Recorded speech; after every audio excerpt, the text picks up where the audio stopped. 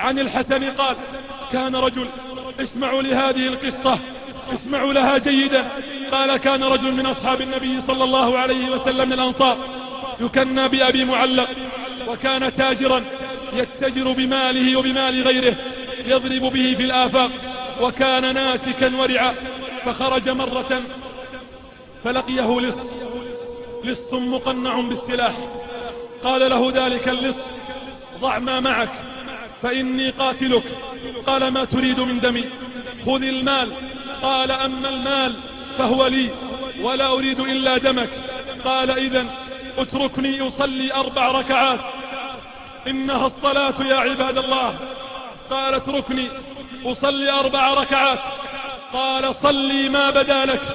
يقول: ثم صلى 4 ركعات، فكان من دعائه في آخر سجوده أنه قال: يا ودود يا ودود يا ذا العرش المجيد يا فعال لما تريد، أسألك بعزك الذي لا يرام، وبملكك الذي لا يضام، وبنورك الذي ملأ أركان عرشك، أن تكفيني شر هذا اللص.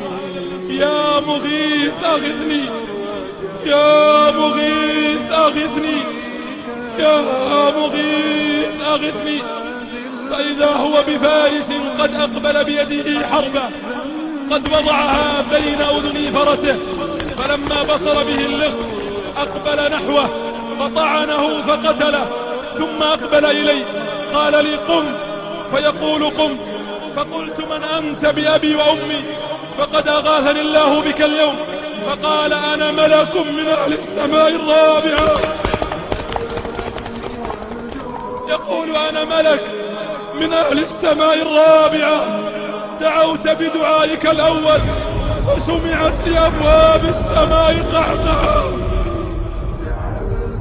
لا إله إلا الله.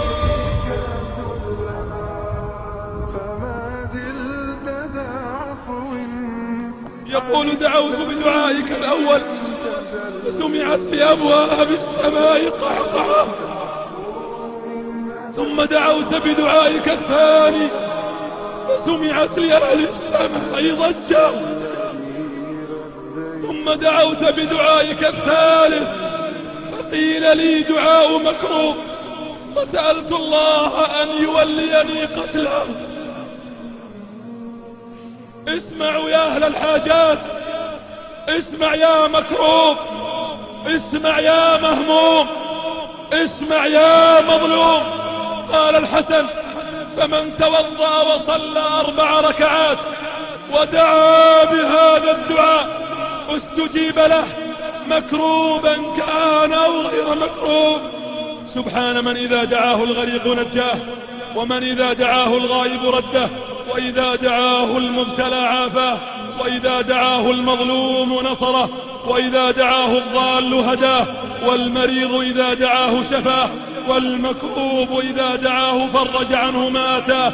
ليتنا ندعو الله كثيرا، ليت ضعفنا يتصل بقوته وفقرنا غرباء ولغير الله لا نحمل جباه، غرباء وارتضيناها شعارا في الحياة، غرباء ولغير الله لا نحمل جباه، غرباء وارتضيناها شعارا للحياة.